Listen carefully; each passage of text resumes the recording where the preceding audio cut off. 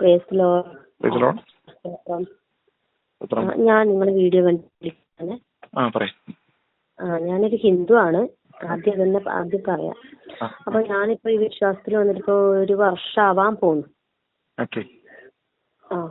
പക്ഷെ എന്റെ കൺഫ്യൂഷൻ വെച്ചാല് നിങ്ങൾ ഈ ചെയ്ത വീഡിയോ ഇങ്ങനെ എപ്പോഴും ആലോചിച്ചോണ്ടേ ഇരിക്കുന്ന ഒരു കാര്യമാണ്, ഏത് സഭയിലേക്കാ പോണ്ടതെന്ന്. അതെന്ന് വെച്ചാല് എന്റെ കല്യാണം എല്ലാം കഴിയുന്നതിന് മുന്നേ എന്റെ വീട്ടില് സുവിശേഷം പറയാൻ വേണ്ടിട്ട് ആൾക്കാർ വരുമായിരുന്നു. അപ്പോ അവരിങ്ങനെ പറയും, പക്ഷെ എനിക്ക് വലിയ താല്പര്യങ്ങളൊന്നും ഉണ്ടായിട്ടൊന്നല്ല കേൾക്കുന്നത്. അവര് വന്നിട്ട് അവരെ ബുദ്ധിമുട്ടിക്കണ്ട, അവരെ മുഖം കറക്കണ്ട എന്നുള്ളത് കൊണ്ട് അവര് പറയുന്ന കാര്യങ്ങൾ ഇങ്ങനെ കേൾക്കും, അതങ്ങ് പോവും. പിന്നെ എപ്പോഴെങ്കിലും അതിൽ കഴിഞ്ഞ് വർഷങ്ങൾ കഴിഞ്ഞു, പിന്നെ കല്യാണം കഴിഞ്ഞു വന്ന സമയത്ത് ഫുൾ പ്രശ്നങ്ങൾ, ഞാനും ഭർത്താവും തമ്മിലുള്ള പ്രശ്നങ്ങള്, പ്രോബ്ലങ്ങൾ, അങ്ങനെ പല പ്രശ്നങ്ങളും. അങ്ങനെ ഒരു ദിവസം എന്റെ ചേച്ചിനെ കല്യാണം വെച്ചുകൊണ്ടത് തിരുവനന്തപുരത്താണ്.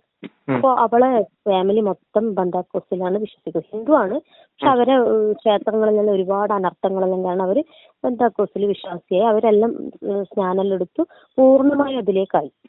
അപ്പൊ ഏച്ചു വിളിച്ചിട്ട് പറഞ്ഞു, എങ്ങനെ അതിലേക്ക് പോയാലും ഒരുപാട് ഗുണങ്ങളുണ്ട്, നമ്മളെ ഹൈന്ദവ ആചാരം തെറ്റാണ്, അതുകൊണ്ട് നമുക്ക് അതിലേക്ക് എന്തെങ്കിലും ഈ ഭാര്യയും ഭർത്താവും നമ്മൾ എപ്പോഴും വഴക്കല് അതിലൊരു മാറ്റം വരുമായിരിക്കും, അതുകൊണ്ട് നീ ഒരിക്കൽ ചർച്ചിലൊന്ന് പോയി നോക്ക്. അങ്ങനെ ഞാൻ ഒരു തവണ 2 പ്രാവശ്യം പോയിരുന്നു. പക്ഷെ വലിയ താല്പര്യമൊന്നും അതിനെ കുറിച്ചിട്ടൊന്നും അറിയില്ല. പക്ഷെ പോയത് ബന്ധാക്കോസിലായിരുന്നു. എനിക്കറിയില്ല അത് ഏതാ സഭാന്ന് പോലും അറിയില്ല. ബന്ധാക്കോസിലായിരുന്നു. അങ്ങനെ അവിടെ നിന്ന് പ്രാർത്ഥനയെല്ലാം കഴിഞ്ഞു. അവിടെ നിന്ന് ഒരു ബൈബിള് തന്നിട്ട് പിന്നെ 2 തവണ 3 തവണയായിട്ടേ പോയിട്ടുള്ളൂ. 3ാമത്തെ തവണ എന്റെ ചെരുപ്പ് അവിടെ നിന്ന് കാണാണ്ടായി. പുതിയ ചെരുപ്പായിരുന്നു. പുതിയ ചെരുപ്പ് അവിടെ നിന്ന് നഷ്ടപ്പെട്ടതോടുകൂടിയിട്ട് ഞാൻ അതിനെ പഴിച്ച്, അതായത് ഇതെല്ലാം കള്ളന്മാരാണ്, അവിടെ വരുന്നതെല്ലാം കള്ളന്മാരാണ്, പിന്നെ എന്തിനാണ് അവിടെ ദൈവത്തിനെ വെച്ച് ആരാധിക്കുന്നത് എന്നുള്ള രീതിയിൽ ഞാൻ അതിനെ കുറ്റപ്പെടുത്തി അതിൽ നിന്ന് പിന്മാറി. പിന്നെ വീണ്ടും, പക്ഷെ വലിയൊരു വിശ്വാസത്തിലൊന്നും പോയിട്ടൊന്നുമില്ല. പിന്നെ ഞാൻ വീണ്ടും എന്റെ ഇതിലേക്ക് തന്നെ ഇതായി. പക്ഷെ ബൈബിള് എനിക്ക് തന്നത് ഞാൻ അത് കൃത്യമായിട്ട് എന്റെ അൽമാരയിൽ വെച്ച് പൂട്ടി. പക്ഷെ വർഷങ്ങൾ കഴിഞ്ഞു. ഇപ്പൊ അതായത് 2024 ഏപ്രിൽ 5 പെട്ടെന്ന് എന്റെ ഫോണിലൊരു മാതാവിന്റെ ഒരു പിക്ചർ ഇങ്ങനെ വന്നു. പക്ഷെ എപ്പോഴും ഞാൻ ആലോചിക്കും, എനിക്ക് ഈ ജീവിത പ്രശ്നങ്ങൾ ഏത് ദൈവത്തിനാണ് മാറ്റിത്തരാൻ പറ്റുക എന്ന് എപ്പോഴും ആലോചിക്കും. ഞാൻ ക്ഷേത്രങ്ങളിൽ പോയി ഒരുപാട് വഴിപാട് ചെയ്തു, സ്വർണം വിറ്റിട്ട് ഞാൻ വഴിപാട് ചെയ്തിട്ടുണ്ട്. പക്ഷെ എന്നിട്ടൊന്നും ജീവിതത്തിൽ ഒരു മാറ്റവും. പക്ഷെ ഞാൻ എന്ത് ചെയ്തു, ഈ മാതാവിൻ്റെത് കൃപാസന മാതാവിനെയാണ് ഞാൻ കണ്ടത്. അപ്പോഴാണ് തലയിലോടി പെട്ടെന്ന്, അന്ന് മുമ്പ് വർഷങ്ങൾക്ക് മുന്നേ ഒരു ബൈബിൾ കിട്ടിയിട്ടില്ലേ, ഇത്രയും ജീവനുള്ള ഒരു പുസ്തകത്തിനെയാണോ ഞാൻ ഇത്രയും വർഷങ്ങളോളം അൽമാരയിൽ വെച്ച് പൂട്ടിയിട്ട് ദൈവത്തിന് വേണ്ടിയിട്ട് അലഞ്ഞു നടന്നു, ദൈവത്തിനെ അന്വേഷിച്ച് നടക്കുന്ന ഒരവസ്ഥ. അപ്പൊ അത് അങ്ങനെ ആയാലും പിന്നെ ഞാൻ കൂടുതലും ഇതിനെ കുറിച്ചിട്ട്, ഈ കൃപാസന മാതാവിനെ കുറിച്ചിട്ട് തന്നെ ഇങ്ങനെ നോക്കും. നമുക്കൊന്നും അറിയില്ല, ഞാൻ ഹിന്ദു ആണ്.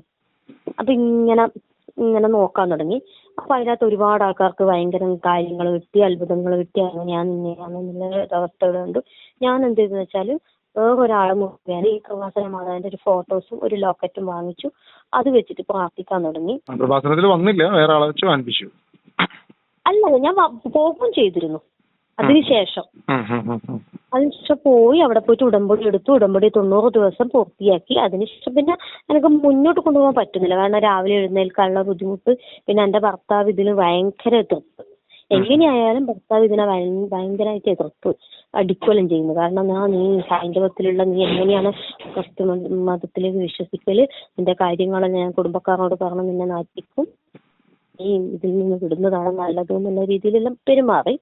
പക്ഷെ ഏത് ദൈവത്തിന്റെ ഇനി പൈശാചിക ശക്തി കൊണ്ടാണോ എന്നറിയില്ല, എന്റെ ഭർത്താവിനെ ഞാൻ നല്ലോണം എനിക്ക് അവിടെ പോകണം. പിന്നെ എന്റെ ആങ്ങളേന്റെ വിവാഹം കഴിഞ്ഞിട്ടില്ല. അതായത് അവിടെ പോയി കഴിഞ്ഞാൽ എന്റെ ആങ്ങളേന്റെ വിവാഹം എന്തായാലും കഴിയും. അവിടെ പോയവർക്ക് എല്ലാവർക്കും വിവാഹം കഴിഞ്ഞിട്ടുണ്ട്, ഒരുപാട് അത്ഭുതങ്ങൾ നടന്നിട്ടുണ്ട്. അങ്ങനെ എന്റെ ഭർത്താവിനെ പ്രലോഭിപ്പിച്ചിട്ട്, ഭർത്താവ് വരാൻ തയ്യാറൊന്നല്ല, പ്രലോഭിപ്പിച്ചിട്ട് ഞാൻ കൂട്ടിയിട്ട് പോയി. അവിടെ ഉടമ്പടി എടുത്തു. പക്ഷെ ഒന്നും നടന്നില്ല. കാരണം എല്ലാം നമ്മളെ കൺമുന്നിലേക്ക് വന്നിട്ട് നാവിന്റെ തുമ്പത്ത് വന്നിട്ട് എടുത്തു മാറ്റിയ അവസ്ഥയായിരുന്നു. ഒരു കാര്യം എല്ലാം അടിച്ചു പോകുന്നൊരവസ്ഥയായിരുന്നു. ഉടമ്പടി വെക്കുന്ന എല്ലാവർക്കും ഉള്ള ഒരു സംഭവം എന്ന് വെച്ചാൽ, ഇപ്പൊ നമ്മളിപ്പം 100 മാങ്ങയുള്ള ഒരു മാവിലേക്ക് ഒരു കല്ലെടുത്തെറിയുക, എന്ത് സംഭവിക്കും? അതിന്റെ അകത്തുനിന്ന് എല്ലാം വീഴൂലല്ലോ. ഏതെങ്കിലും ഒരെണ്ണം വീഴൂല്ലോ. ഒന്നേ പോകും. അതെ. അപ്പൊ 100 പേര് ഉടമ്പടി എടുത്താ അതിനകത്തൊരു 10 പേരെ നടക്കും. അത് സ്വാഭാവികമായി നടക്കുന്നതാണ്. അത് കൃപാസനത്തിൽ സാക്ഷ്യം പറയിപ്പിക്കും. അപ്പൊ അത് ഉടമ്പടി എടുത്തുകൊണ്ടാണ് നടന്നതെന്ന് പറയും. ഇപ്പൊ 1000 പേര് ILTS എഴുതുന്നു. 1000 പേര് ILTS എഴുതുമ്പോൾ അതിനകത്തൊരു 10 പേര് ജയിക്കാം. അത് സ്വാഭാവികമായിട്ടുള്ള കാര്യമാണ്. OET എഴുതുന്നു. അതായത് ലക്ഷക്കണക്കിന് ആളുകളാണ് അവിടെ ഉടമ്പടി എടുക്കുന്നത്. ലക്ഷക്കണക്കിന് ആളുകൾ. ഒരാൾ ഉടമ്പടി എടുക്കുമ്പോൾ എത്ര കാശാണ് അവിടെ വാങ്ങുന്നത്? അവിടെ 240 260 260 രൂപ വെച്ച് ഒരാളുടെ നിന്ന് വാങ്ങിച്ചാൽ 1 ലക്ഷം പേര് ഉടമ്പടി എടുത്ത് എത്ര ലക്ഷം രൂപയായി? ഇതിനകത്ത് ഇത്രേ ഉള്ളൂ. ക്രിസ്തു പറഞ്ഞിരിക്കുന്നത്, നിങ്ങളുടെ കയ്യിലിരിക്കുന്ന ബൈബിളിൽ നോക്കുക, രക്ഷ സൗജന്യമാണ്, അനുഗ്രഹം സൗജന്യമാണ്. യേശുക്രിസ്തു ക്രൂശിൽ അതെല്ലാം ചെയ്തു വെച്ചിരിക്കുക. സകലതും ക്രൂശിൽ പൂർത്തിയാക്കി. ഇനി നിങ്ങൾ ഒറ്റ കാര്യം ചെയ്യുക. ആകയാൽ യേശു കർത്താവാണെന്ന് അതരം കൊണ്ട് ഏറ്റു പറയുകയും പിതാവായ ദൈവനെ മരിച്ചവരെന്ന് ഉയർപ്പിച്ചു എന്ന് ഹൃദയത്തിൽ വിശ്വസിക്കുകയും ചെയ്യുക. 2 കാര്യങ്ങളാണ്. 1 ആദരം കൊണ്ട് ഏറ്റു പറയുക, 2 ഹൃദയത്തിൽ വിശ്വസിക്കുക. ഈ 2 കാര്യം ചെയ്താൽ അനുഗ്രഹമാണ്. അതെല്ലാ തരത്തിലും. പിന്നെ ബൈബിൾ മുന്നോട്ട് വയ്ക്കുന്ന പ്രധാനപ്പെട്ട ആശയം, ക്രിസ്തീയത മുന്നോട്ട് വയ്ക്കുന്ന ഏറ്റവും വലിയ ആശയം നിങ്ങളുടെ നിത്യജീവനാണ്. രക്ഷ എന്ന് പറയുന്നത് നിത്യജീവനാണ്. ചോദിച്ചോട്ടെ, ഒറ്റൊരു സംശയമാണ്. ഞാൻ ഹിന്ദു ആണ്, അതാണ് ഞാൻ ഇങ്ങനെ ചോദിക്കാൻ കാരണം. അതായത് ഞാൻ ഇപ്പം ബന്ധാക്കോസ് ചർച്ചിലാണ് ഇത് കുറച്ച് മുന്നേ പോയത്. പക്ഷെ ഒരാൾ എന്നെ വിളിച്ചിട്ട് പറഞ്ഞു, ഇതേ പോണ്ടേ, പോയി കഴിഞ്ഞാൽ നിങ്ങളെ മതം മാറ്റും, പിന്നെ നിങ്ങളാരും പോക്കാണ്, അതുകൊണ്ട് നിങ്ങൾ പോണ്ട. പിന്നെ ഫുൾ തട്ടിപ്പാണ്. കാരണം അവർക്ക് എന്ന് വെച്ചാല് മാതാവിനെ അവരൊരിക്കലും അംഗീകരിക്കില്ല. പക്ഷെ മാതാവിന് പ്രാധാന്യമുണ്ട് എന്ന് പറഞ്ഞിട്ട് എനിക്ക് ഒരുപാട് കാര്യങ്ങൾ പറഞ്ഞു.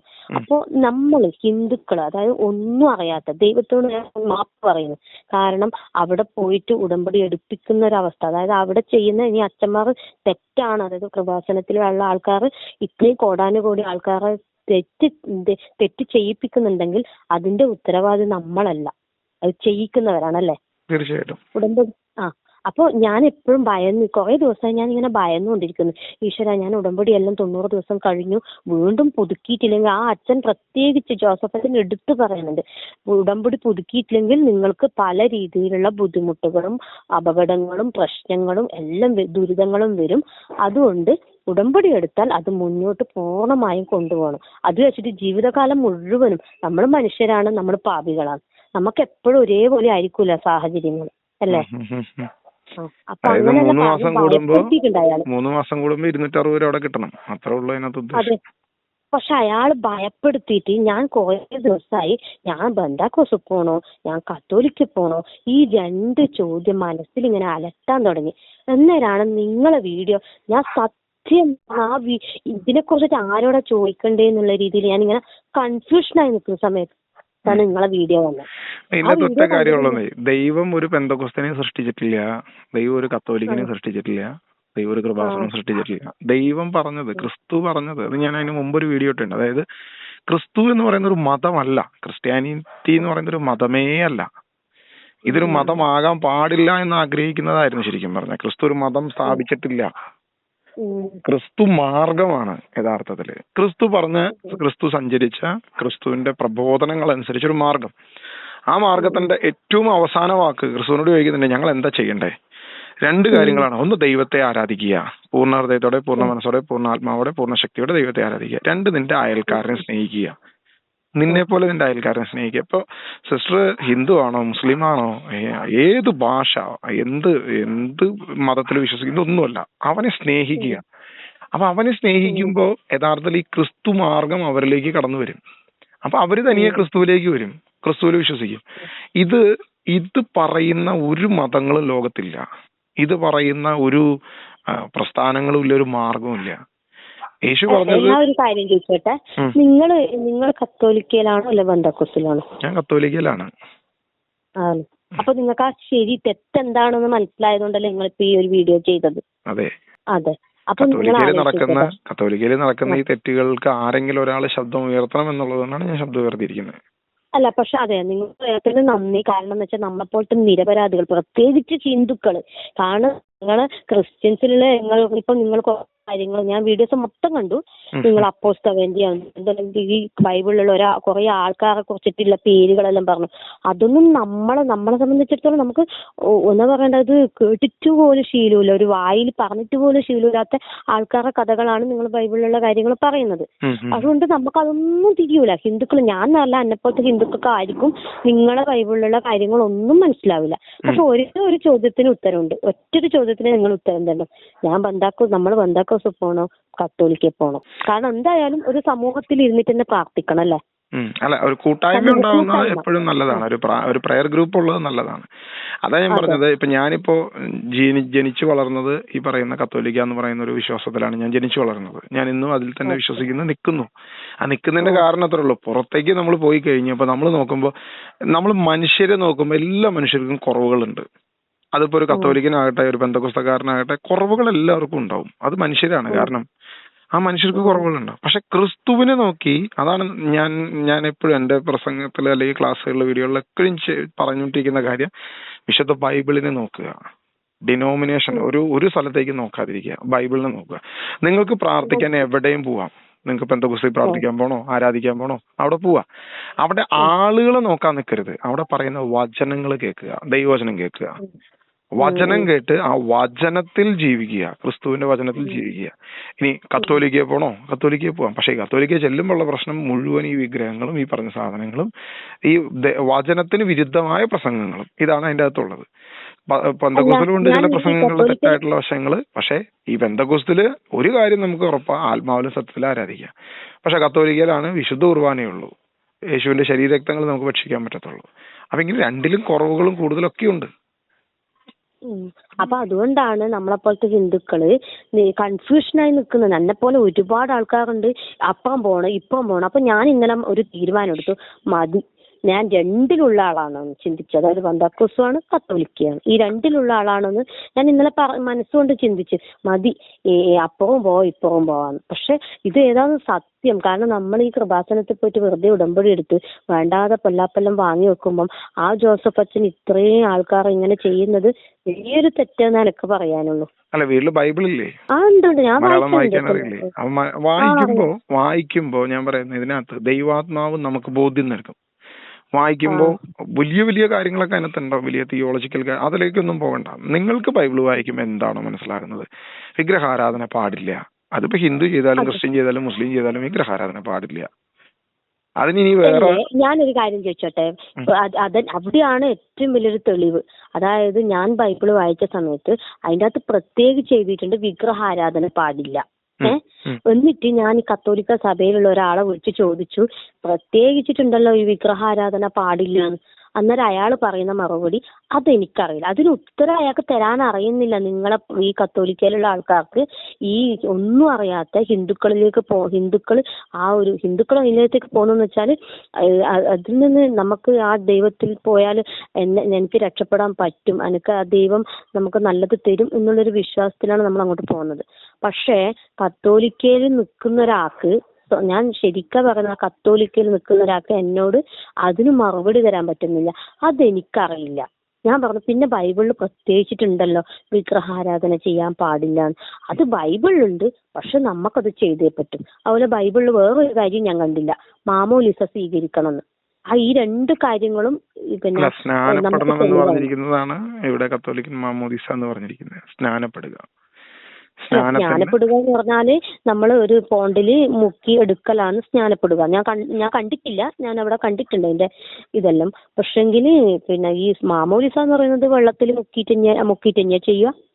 വെള്ളത്തിൽ മുക്കിയല്ല, വെള്ളം തളിക്കും, തലയിൽ കൂടെ ഇങ്ങനെ ജസ്റ്റ് വെള്ളം ഒഴിക്കും. പിതാവിന്റെയും പുത്രന്റെയും പരിശുദ്ധാത്മാവിന്റെയും നാമത്തിൽ ഞാൻ സ്നാനപ്പെടുത്തുന്നു. അവിടെ ജ്ഞാനസ്നാനം എന്നാണ് പറയുന്നത്. വാക്ക് രണ്ടാണെന്ന് മാത്രമേ ഉള്ളൂ. അത് POC ബൈബിൾ ഉപയോഗിച്ചിരിക്കുന്ന ജ്ഞാനസ്നാനം എന്നും സത്യവേദ പുസ്തകത്തിൽ ഉപയോഗിച്ചിരിക്കുന്ന സ്നാനം എന്നുള്ളൊരു വാക്കാണ്. അപ്പൊ ഞാൻ ബന്ധത്തിലാണ് ഞായറാഴ്ച പോകാറ്. അപ്പൊ എന്റെ ഭർത്താവിന്റെ എന്നെല്ലാം പറഞ്ഞാല് അങ്ങേറ്റതില്ല. കാരണം എന്റെ ഇപ്പൊ ഞാൻ വാടകക്കാണ് നിൽക്കുന്നത്. എന്റെ വീട്, അതായത് എന്റെ ഭർത്താവിന്റെ വീട് വെക്കുന്നു, അതായത് പഴയ വീട് തറവാട് പൊളിച്ചിട്ട് സൈഡില് എന്റെ വീട് വെച്ചുകൊണ്ടിരിക്കുന്നു. അപ്പൊ അതിന്റെ കുറച്ച് തൊട്ടപ്പുറമായിട്ട്, അതായത് ഭർത്താവിന്റെ അനിയന്റെ സ്ഥലത്ത് ഗുളികന്റെ തറയുണ്ട്. അതായത് നമ്മളെ ഹൈന്ദവ ആചാരത്തിന്റെ ഗുളികൻ തറയുണ്ട്. അപ്പൊ ഞാനിപ്പം 1 വർഷത്തോളായി തോന്നുന്നു ഞാൻ ആ ഭാഗത്തേ പോക്കില്ല. കാരണം എനിക്ക് മനസ്സിലായി അത് ശരിയല്ല, അതിലെന്തോ ഒരു പൈശാചികം ഉണ്ട് എന്ന് എന്റെ മനസ്സ് ശരിക്ക് പറയുന്നുണ്ട്. അതുകൊണ്ട് ഞാൻ പോക്കുമില്ല, ആ പ്രസാദങ്ങൾ കഴിക്കാനും നിൽക്കുകയില്ല. കാരണം എനിക്ക് ഈ ബൈബിള് വായിച്ചിട്ടും ഈ 1 വർഷത്തെ ഒരു എക്സ്പീരിയൻസും ഉണ്ട്. എനിക്കൊന്നും അറിയാണ്ടാണ് ഞാൻ ഇതിൽ വന്നത്. പക്ഷെ എന്റെ മനസ്സ് പറയുന്നത് അത് പൈശാചികമാണ്, അങ്ങോട്ട് തിരിഞ്ഞു പോകണ്ട. അതിലേക്കൊന്നും പോകണ്ട എന്നുള്ളത് ബൈബിൾ വ്യക്തമായിട്ട് പറയുന്നുണ്ടല്ലോ. ഇവിടെ നമ്മൾ ഒറ്റ കാര്യം നോക്കിയത് സിസ്റ്ററെ, നമ്മളിപ്പം നിങ്ങൾ ആദ്യമായിട്ട് ദൈവവചനം കേട്ടത് എവിടെ നിന്നാണ്? ആദ്യമായിട്ട് നിങ്ങളുടെ അടുത്ത് യേശുവിനെ കുറിച്ച് പറഞ്ഞത് ആരാണ്? ഇതൊക്കെ ഒന്ന് ചിന്തിച്ചു നോക്കുക. അത് കഴിഞ്ഞ് നിങ്ങൾ ആദ്യം ചെന്നത് എവിടെയായിരുന്നു? ഒരു പെന്തക്കോസ്ത് സഭയിലല്ലേ ചെന്നത്? ഞാൻ ആദ്യം പോയത് പെന്തക്കോസ്ത് തന്നെയാണ്. അവിടെ തന്നെ നിൽക്കുക. അവിടെ നിന്ന് ഇനിയിപ്പോ മാറിപ്പോകേണ്ട കാര്യമൊന്നുമില്ല. കാരണം ക്രിസ്തുവിനെ നിങ്ങൾക്ക് അവിടെ പ്രവർത്തിച്ച ദൈവത്തിന്റെ ആത്മാവ് തന്നെയാണല്ലോ. പിന്നെ വേറൊരു കാര്യം ചോദിച്ചോട്ടെ, എൻ്റെ അടുത്ത് മാതാവിന്റെ കാശുരൂപമുണ്ട്, അതിന്റെ ഒരു ഫോട്ടോസ് ഉണ്ട്. അത് വെച്ച് ഞാൻ എപ്പോഴും പ്രാർത്ഥിക്കാറുണ്ട്. പക്ഷെ എങ്കിൽ എന്റെ ആങ്ങളേന്റെ കല്യാണം ഇങ്ങനെ കയ്യെത്തും ദൂരത്തായിരുന്നു വന്നത്. പക്ഷെ കയ്യെത്തും ദൂരത്ത് വന്നിട്ട് അങ്ങ് തെറിച്ചുപോയി. പിന്നെ എന്റെ രോഗങ്ങളൊന്നും പൂർണ്ണമായൊന്നും മാറിയില്ല. പിന്നെ ഞാൻ കുറ്റം പറയുന്നില്ല, കുറ്റം പറയാൻ ഞാൻ യോഗ്യനല്ല. പക്ഷെ എന്നാലും ജോസഫ് അച്ഛൻ ഇത്രയും ആൾക്കാർ അങ്ങനെ ചെയ്യണമെങ്കിൽ അയാൾക്ക് ആ ജോസഫ് അച്ഛന് ഇതിന്റെ ആ ഒരു ഇത് കിട്ടില്ലേ? ദൈവം അതിന്റെ ഒരു ഇത് കൊടുക്കൂലേ? അല്ല, നമ്മൾ ഈ കാശുരൂപങ്ങളും കാര്യങ്ങളൊക്കെ എന്ത് ചെയ്യാന്നറിയാം, അതൊക്കെ ഒന്ന് മാറ്റിയ. കാരണം ഇപ്പൊ നിങ്ങൾ പോകുന്ന ചർച്ചിൽ കൃത്യമായിട്ട് നിങ്ങൾക്ക് അതിനെ കുറിച്ച് പഠനം തരുന്നുണ്ടല്ലോ ഇല്ലേ? അല്ല, ഞനക്ക് കൃത്യമായിട്ട് പോകാൻ പറ്റുന്നില്ല. കാരണം ഒന്ന് എന്റെ ഭർത്താവ് വിടുന്നില്ല, രണ്ട് തോണിയിൽ കാല് വെച്ചിട്ടാണ് ഞാനുള്ളത്. ഞാനിപ്പോഴും എപ്പോഴും മാതാവിനെയും പ്രാർത്ഥിക്കുന്നുണ്ട്, യേശുപ്പനെയും പ്രാർത്ഥിക്കുന്നുണ്ട്. പക്ഷെ ഈ 2 മനസ്സാലുള്ളതും പിന്നെ എന്റെ ഭർത്താവ് പോവാൻ വിടാത്തത് കൊണ്ടും ആണ് ഞാൻ പോവാത്തത്. പക്ഷെ ഞാൻ വീട്ടിൽ നിന്ന് കൃത്യമായിട്ട് ആ പ്രാർത്ഥനകളെല്ലാം മുന്നോട്ട് കൊണ്ടുപോകുന്നുണ്ട്. പക്ഷെ മാതാവിനെ ഇതുവരെ ഒഴിവാക്കിയിട്ടില്ല. അല്ല, മാതാവിനെ ഒഴിവാക്കേണ്ട കാര്യമൊന്നുമില്ല. കാരണം മാതാവിനെ ബഹുമാനിക്കപ്പെടേണ്ട, അപ്പം ഭൂമിയിൽ ബഹുമാനിക്കപ്പെടേണ്ട ഏറ്റവും ശ്രേഷ്ഠമായ ഒരു സ്ത്രീ ആയിട്ട് തന്നെ നമുക്ക് മാതാവിനെ കാണാം.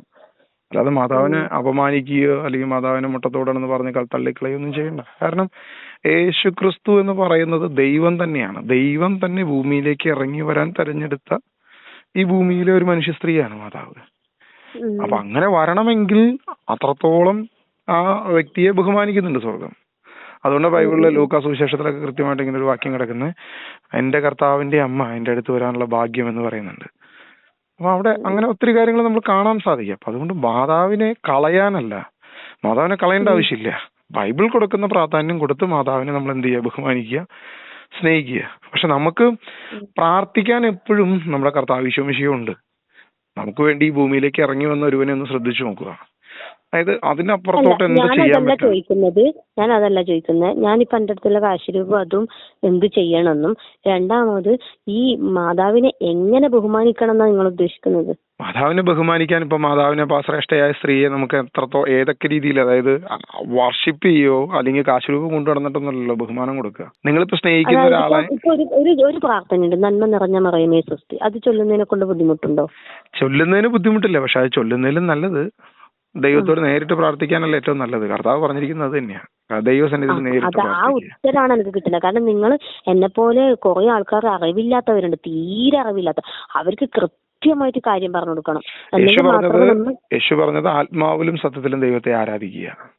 അങ്ങനെയുള്ള ആരാധകരെയാണ് ദൈവം ആഗ്രഹിക്കുന്നത്. എന്ന് വെച്ച് കഴിഞ്ഞാൽ ഇപ്പൊ ഞാൻ പ്രാർത്ഥിക്കുന്ന എന്റെ രീതി പറഞ്ഞുതരാം. ഞങ്ങൾക്ക് ഇവിടെ ഒരു രൂപമില്ല, ഒരു വിഗ്രഹമില്ല, ഒരു ഫോട്ടോ ഇല്ല, ഒരു കാശുരൂപമില്ല, ഒന്നുമില്ല.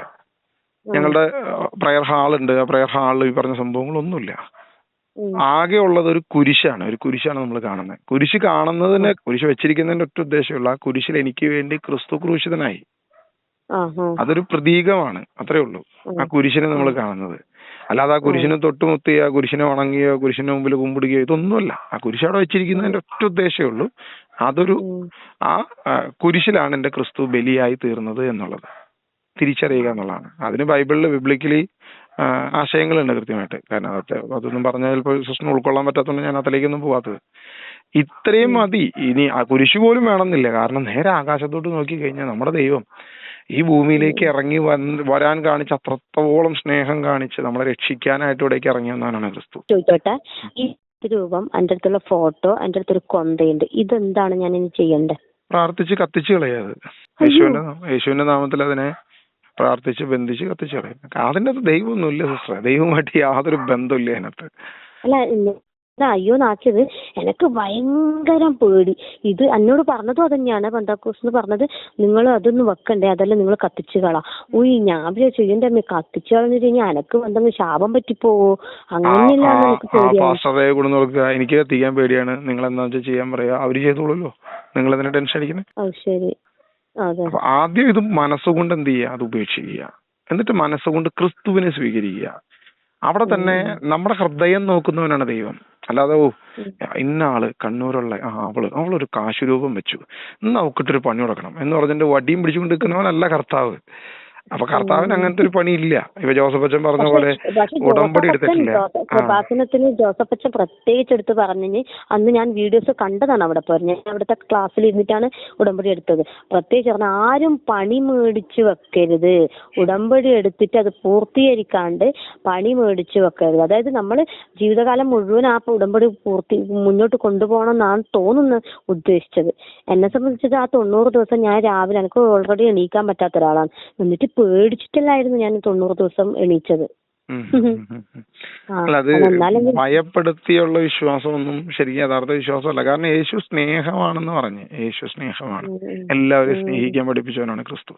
അതാണ് ഞാനീ പറഞ്ഞു, ഇതിലും ശ്രേഷ്ഠമായ ഒരു വാക്ക് നമുക്ക് പറയാനില്ല. ദൈവത്തെ പൂർണ്ണ മനസ്സോടും പൂർണ്ണ ആത്മാവോടും പൂർണ്ണ ശക്തിയോടെ ആരാധിക്കുക, നിന്റെ അയൽക്കാരനെ സ്നേഹിക്കുക.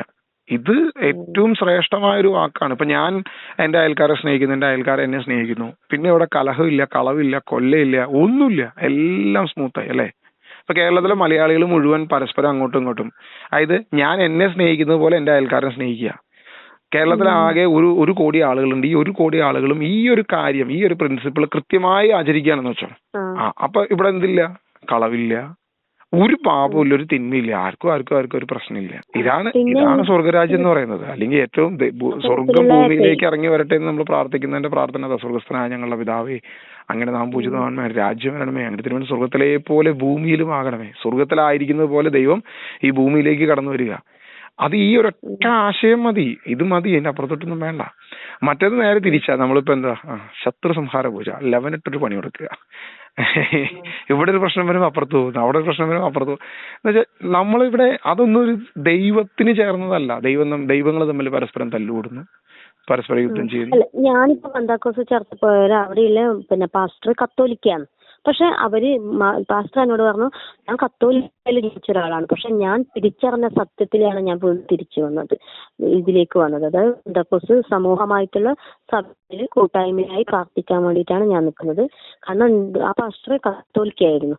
പക്ഷെ അതാ ആ വ്യക്തിക്ക് കിട്ടുന്ന ബോധ്യമാണ്. കാരണം ഇവിടെ നിന്നാ പുള്ളിക്ക് പറ്റുന്നില്ലായിരിക്കാം. അപ്പൊ പല രീതിയിൽ അത് ഓരോരുത്തരുടെ സ്വാതന്ത്ര്യമായ തീരുമാനമാണ്.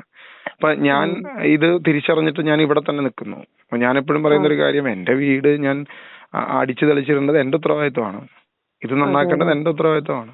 അപ്പൊ ഞാൻ അതിൽ നിന്ന് ഇറങ്ങിയപ്പോൾ ഞാൻ ഇല്ല എന്ന് പറയുന്നതല്ല ശരി. അപ്പൊ എനിക്ക് ഞാൻ നിൽക്കുന്ന സഭ അത് ക്രിസ്തീയമായ രീതിയിൽ മുന്നോട്ട് പോവുകയും എന്നാൽ അതിൽ തെറ്റുകളും കുറ്റങ്ങളും ഉണ്ടെങ്കിൽ അത് കറക്റ്റ് ചെയ്യേണ്ടതാണ്.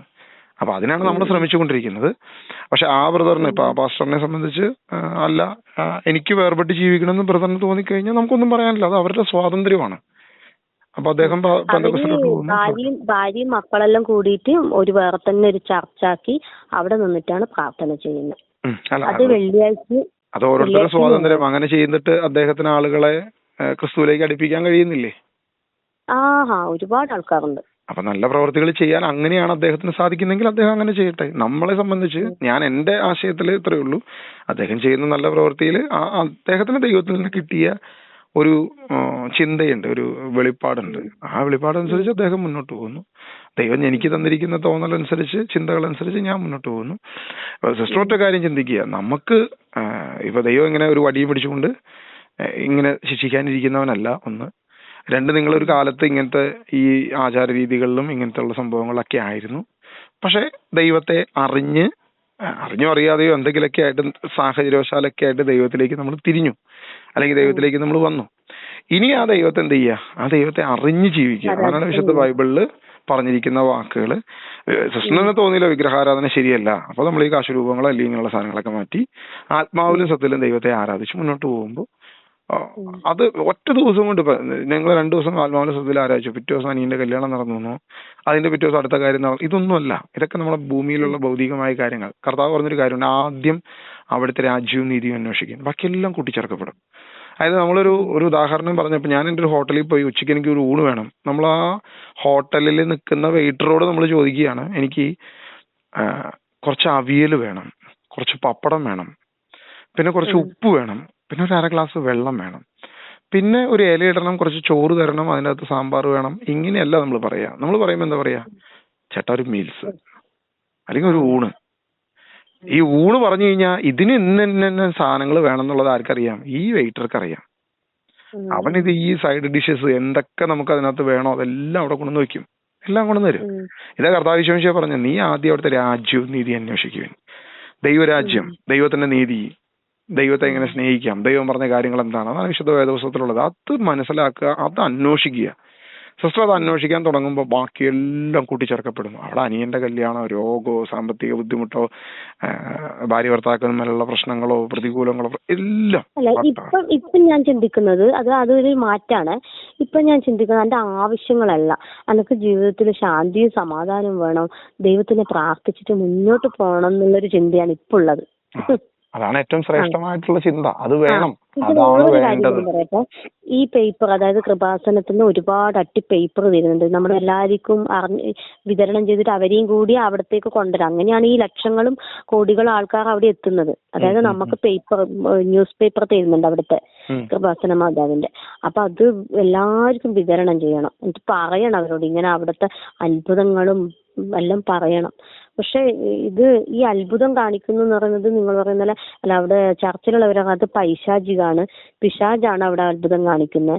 പിശാചിന് അത്ഭുതം എല്ലാം കാണിക്കാൻ പറ്റും, കാരണം പിശാചിന് അത്രയും പവർഫുൾ ആയിട്ടുള്ള എനർജി ഉണ്ട് എന്നാണ് പറയുന്നത്. 100%.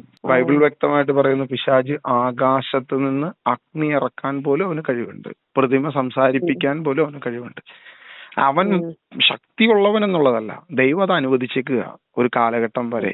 കാരണം ഈ പിശാച് എന്ന് പറയുന്ന ലൂസിഫർ പോലും ദൈവത്തിന്റെ സൃഷ്ടിയാണ്, ദൈവം സൃഷ്ടിച്ചതാണ്. പക്ഷെ അവൻ വഴി തെറ്റിപ്പോയതാണ്. അവൻ അഹങ്കാരിയായി, അവൻ ദൈവത്തിൽ നിന്ന് അകന്ന് ദൈവത്തിന്റെ വഴിയിൽ നിന്ന് മാറിപ്പോയവനാണ് എന്ന് കരുതി അവന് കൊടുത്തിരിക്കുന്ന ആ കഴിവുകളോ മറ്റു കാര്യങ്ങളോ എന്ത് ചെയ്തിട്ടില്ല, തിരിച്ചു മാനിച്ചിട്ടില്ല, തിരിച്ചെടുത്തിട്ടില്ല. അവന്റെ കഴിവുകളൊക്കെ അവിടെ തന്നെയുണ്ട്. യേശുവിനെ പോലും പരീക്ഷിക്കാൻ പിശാച് വന്നതായിട്ട് ബൈബിളിൽ കൃത്യമായിട്ടുണ്ട്. അപ്പൊ അവന് ഇതൊക്കെ കൊടുക്കാൻ പറ്റും. അവന് സമ്പത്ത് കൊടുക്കാം, അവന് ഈ പറയുന്ന അനുഗ്രഹങ്ങളൊക്കെ കൊടുക്കാം, പല കാര്യങ്ങളും അവന് ചെയ്തു കൊടുക്കാം. പക്ഷെ അതൊന്നും ശാശ്വതമല്ല, എല്ലാ കാലത്തേക്കുമല്ല. അല്ല, ഞാനൊരു കാര്യം ചോദിച്ചോട്ടെ. പക്ഷെങ്കിൽ ഈ കൃപാസനത്തിൽ പോയവരെ എന്റെ അടക്കമുള്ള തെറ്റാണ്. ഞാൻ കമന്റ്സ് വിടണമെന്ന് ഞാൻ എപ്പോഴും വിചാരിക്കും. കൃപാസനത്തിൽ സാക്ഷ്യം പറയുന്നവർ അടിയിൽ ഒരു കമന്റ്സ് വിടണം, ഇതിലൊന്നും ഒരു കാര്യമില്ല, ഇതൊന്നും നമുക്കൊന്നും ഒരു അനുഭവങ്ങൾ കിട്ടിയിട്ടില്ല.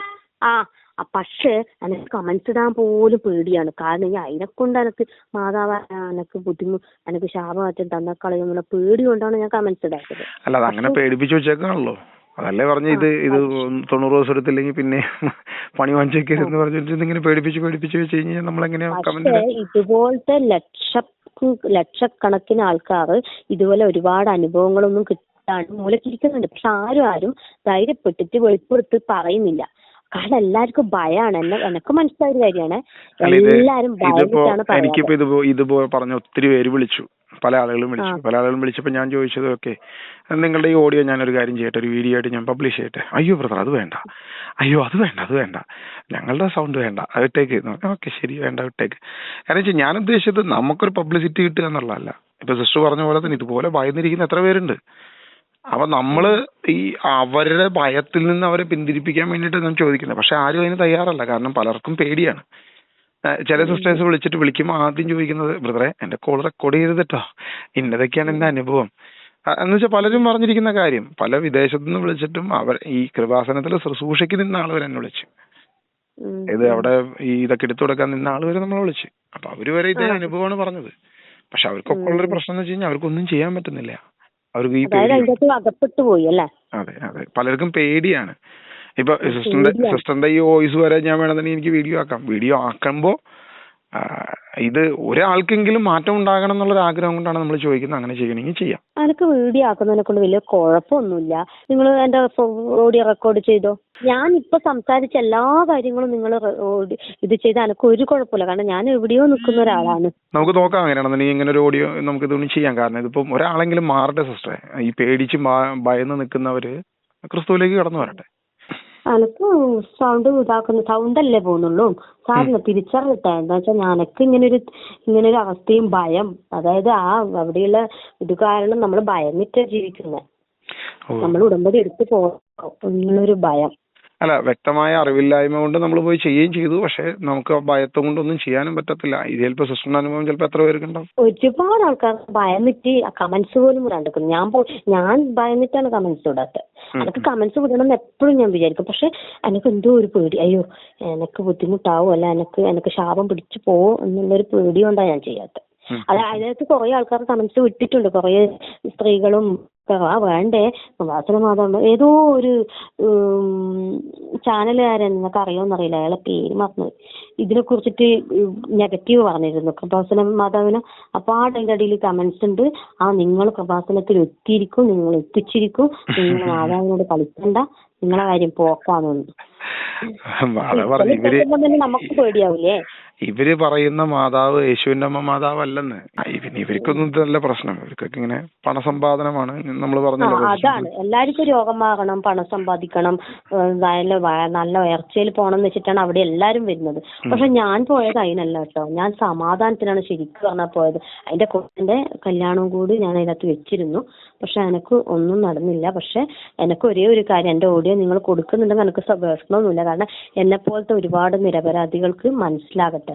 കാരണം ഹിന്ദുക്കൾ ഒരുപാട് ആൾക്കാർക്ക് പേടിച്ചിട്ട് ഭയന്നിട്ട് ജീവിക്കുന്നുണ്ട്. അപ്പൊ അവർക്കെല്ലാം ഒന്നും മനസ്സിലാക്കാൻ പാഠം. ഓക്കെ ഓക്കെ ശരി, ഓക്കെ. ദൈവം അനുഗ്രഹിക്കട്ടെ. എന്തെങ്കിലും സംശയങ്ങൾ ഉണ്ടെങ്കിൽ വിളിച്ചോ, ഞാൻ പ്രാർത്ഥിച്ചോളാം. വിളിക്കാം. ഓക്കെ, ദൈവം അനുഗ്രഹിക്കട്ടെ.